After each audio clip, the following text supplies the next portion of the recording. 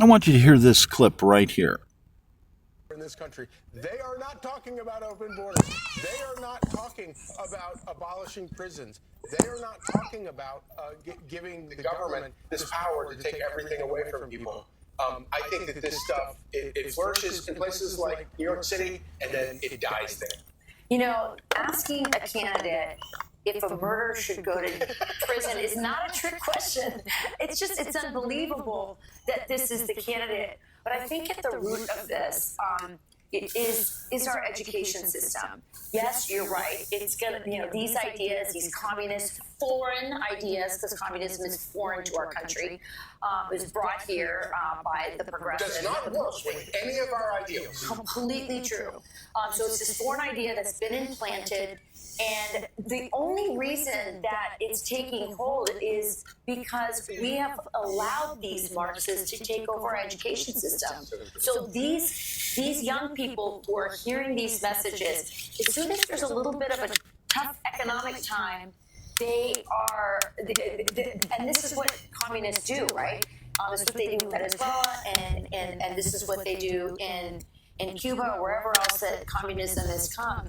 They sell a lot of promises. They act like, give a lot of lip service to the working class, but they end up, instead of delivering a utopia, they end up living hell. Yeah, let's break this down just a little bit, though, to Charlie's point about where this is stemming from. We've seen at the city hall level, in the mayor in New York City, Mamdani, now in D.C. with Janice Lewis George, out in Seattle, Katie Wilson. You've seen at the city hall level this far-left, socialist, communist view take hold. It's never happened yet at the congressional level. But Mamdani and Sanders are rallying because they are basically saying this is where the energy is in the Democrat Party right now. Watch. Now, people often ask me what I think of the state of the Democratic Party. This slate here today is our answer. The Democratic Party must change. They tend to follow that question with another. Who do you want to run in 2028? Then they ask, when does the race for 2028 begin? It starts now. It starts on Tuesday. Because for far too long, our party has seen its job as managing decline instead of delivering material change for working people. And that old way of thinking will lose on Tuesday. And frankly, it will lose in South Carolina and New Hampshire. It will fall short of 270 electoral votes. Because the party of the past will not be what leads us into the future. You know, Griff, you're the first person to really come out very out and proud, besides Bernie Sanders, was AOC. She came out, she was out and proud of socialists, she made no bones about it, and now we got the squad, All for Friends, Ilhan Omar, Taliba Rashid,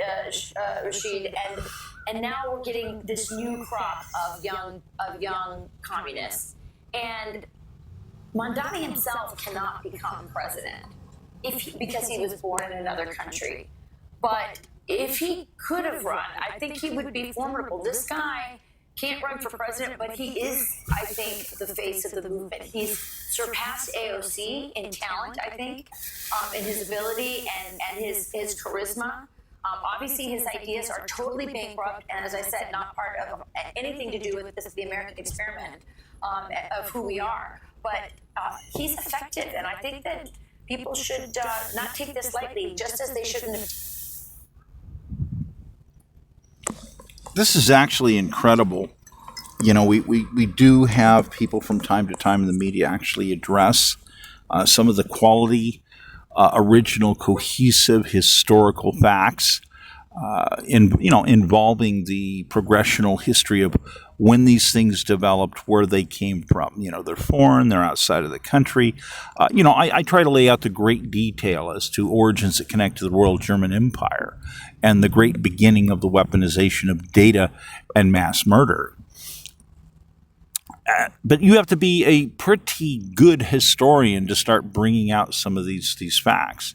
And we have people even on the Supreme Court that are questioning whether or not we should eliminate history from being a comparison respective to law, and which is, very dangerous in many ways. It's very dangerous to consider the possibility of that because of the importance to our entire design of our nation from a tactical table standpoint of survivability, for instance. And that when we're dealing with these great, literally as though battles between good and evil, we have to deal with these people that literally are violating the Constitution of the United States. It's difficult to look at this stuff and try and understand that somehow this guy is walking around and he's not in custody. He's not under arrest. This woman, she's going to step up to the plate, declare she's running for office, and not end up in custody. There are serious problems because you have to take an oath to defend the Constitution of the United States. You can't step up to the plate, take an oath, and then immediately say, yeah, you're going to bring in something that was developed by foreign enemies and bring it in to destroy our economy, our ways of life. Because these people are raising taxes at rates that are mind-boggling, with measure after measure after measure of hidden fees. It's just skyrocketing. You look at California, New York, California, you see the practices that are incredible. And what's ended up happening, as she went ahead and mentions education, I've talked about exactly how, for years, education was poisoned deliberately by people who were foreign spies, people who were utilizing pharmaceuticals, people as currency, people who were basically taking unfair business territories and leverages, buying their way in, bribing their way in, and destroying your original rights to be in business. And this was everything. This is in every field, into universities, the deep poisoning, because they spent heavily into trying to poison the minds of the scholastic communities. Yet you have a thing where these people can never really win Nobel Prizes because you had people who worked that were Nobel laureates that knew certain things about Karl Marx. They knew that, in fact, that he was an employee. He was a spy. He was getting material that was honed and refined by hundreds of professional empire experts for the government and for partnerships that were these syndicate partnerships. So it's not his material. It's an arranged puppeting scheme. And it deals with a system to be leeching off the commonalities of people's life struggles. This is what it does. And it talks a big talk about how we're going to be fair and ethical, but that's not what happens. They immediately attack everybody.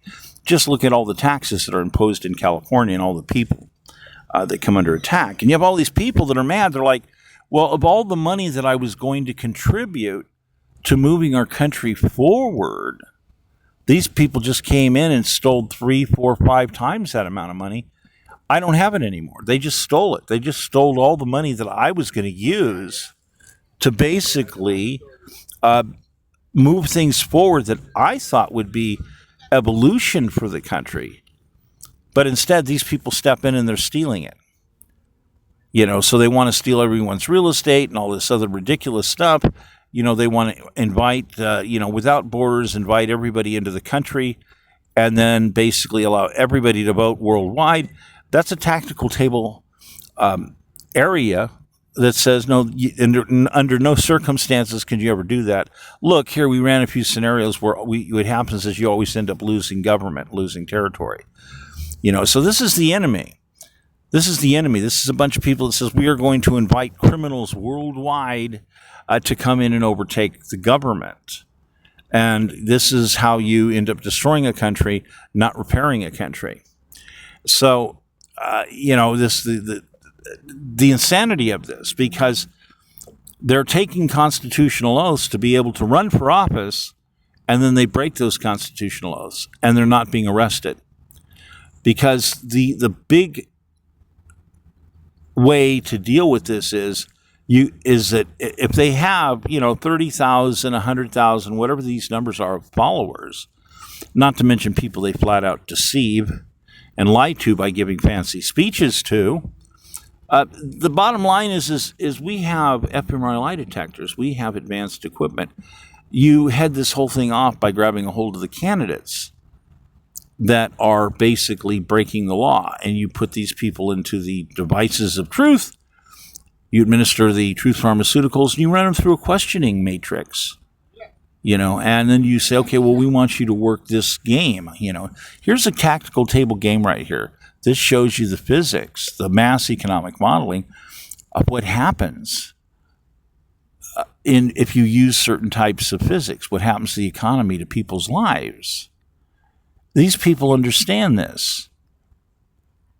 They can play these games. They can understand them, and they'll look at it and say, okay, well, can you explain? You just did that. Look what you just did to all these people's lives. You destroyed all these people's lives over here. And they're just going to say, well, in Dominion, you got to break a few eggs or something. No, this means these people have superior knowledge. They understand. They understand that their philosophy is to jack people, to rob people. And this, of course, is not constitutional. So these people are bringing in foreign instruments and taking foreign money and all this other stuff.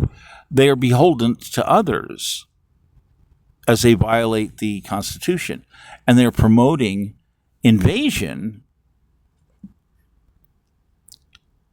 of parties, people, troops, organizations from other countries. So this is treason. This is treason. They are aiding and abetting enemy forces to come in and overthrow the country. This is all actionable. Why the justice system is allowing these people to walk free on the street is a big, huge flashing sign. We have a huge flashing sign that is saying there's something seriously wrong. And then when we look again, he says, yes, but there's all these liberal judges and this and this. And then again, it's like, well, flashing signs. Why are these judges who have taken a constitutional oath? Why are they violating tactical table physics? Why are they violating protecting the Constitution? An oath to protect the Constitution means you have to understand something about the tactical table. You have these other people, oh, well, that's war, that's a separate issue. No, tactics and tactical table thinking are standard cog. This is a standard set of mathematics to understand how to basically guarantee that you're going to have an effective plan and actions, or be able to take actions to defend, to provide the proper security. But that's not what we're seeing. So we have to deal with the fact that people, for one reason or another, and there's several reasons why certain things happen certain ways. Among them, well, many people were just too busy in life making money to take care of their family. They didn't have enough time to participate. And, which is kind of sad. And then you have other people, there is a small percentage of people, they just didn't care. They just wanted to grab money with both fists. They didn't care. It's everybody else's problem. But overall, we still have the serious problem that people have been deceived. Bottom line, we have politicians that said one thing, and when they got into office, they did a different thing. And you have all these people standing up going, wait a minute, we never gave some of these politicians the permission to do these certain things. And you can't run around and say, well, yeah, but these people are doing 100 items a month. And by the end of the year, there's thousands of these things these people are doing that we never empowered them to do. And you can't say, well, let's get a grassroots movement going and we'll try to cancel each item individually by putting a measure on the ballot. You can't. It's just not tactically viable to deal with numbers of violations that these people have committed on that level. We need more of an enforcement situation to a permanent criteria. And, the lucky thing is we've been ready for this for dozens of years. And I've been on it, myself. I keep trying to assemble what we really truly need to assemble for mass economic modeling. I wanted to commit $4 to $6 billion a year into moving mass economic modeling forward. And this would have been 30 years ago. So now we have a situation where some costs have come down, compute has come down significantly. But I'm getting closer and closer to putting a large master scale program together again. And it's a big program. It's not like it's a simple program. Oh yeah, just let me, let me see how that operates. They're not getting it. They don't understand. This is a long-term mass commitment to make the program correctly. You're talking about originally $12 billion as a single program, a $12 billion software program. That's what it started out as. And obviously that would be, insurmountable. How are you going to possibly build a program that's going to cost $12 billion? People would be laughing at me when I'd be talking about mass economic modeling. But things have, AI has moved forward, coding things, coding is now 1 to 10,000 times faster for doing some of this work than it was, say, 25 years ago. That's significant. Yet still, to get the most advanced version working of the software is still an incredibly large project. So I'm working at, let's divide it into 5 different layers and stages.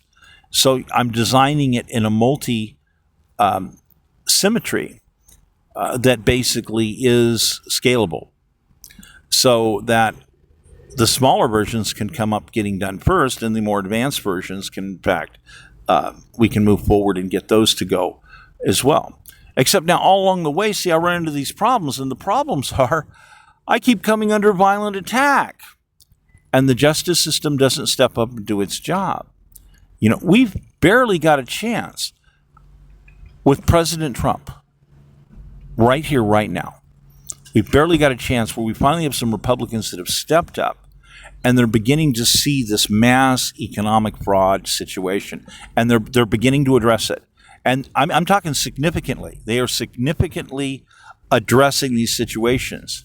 And these situations involving the scale of what's been allowed to go on for a long time, way, way out of control. The size of these things, mind-boggling. And these mechanisms are design mechanisms that it's like following the Royal German Empire occupational governance and infiltration models verbatim practically. It's like, boom, this is the book. Yeah, wow, look what we're seeing. Wow, this was actually designed before the year 1900. And it's set of tactical table rooms they laid out and rawed this stuff out. And what we're seeing now, of course, we're seeing the evolved versions of this, but still we're looking at the base tactical table understanding of what's transpiring, manifesting before our eyes. And the Royal German, they've faded away, they're gone. We fought 2 great wars with them, but still, these child mechanisms they created, Marxism, communism, socialism, all the funding, takeover Russia, all that other stuff, these organizations have survived. And they keep evolving. And they've taken hold throughout the entire world. And the death toll connected to this madness is over 300 million people. So when you look at this guy's a murderer. This guy will lie and lie and lie and not care that when it gets to certain points, he's going to say it's all about him. It's all about him and screw your life. And this is what these people are doing. These people are serious maniacs. Very serious maniacs. And they are a danger to humanity. And our forefathers effectively saw this type of mindset. So it's something that we have to deal with. And it's not about dealing with it tomorrow. It's about, can we find any time to begin dealing with it today?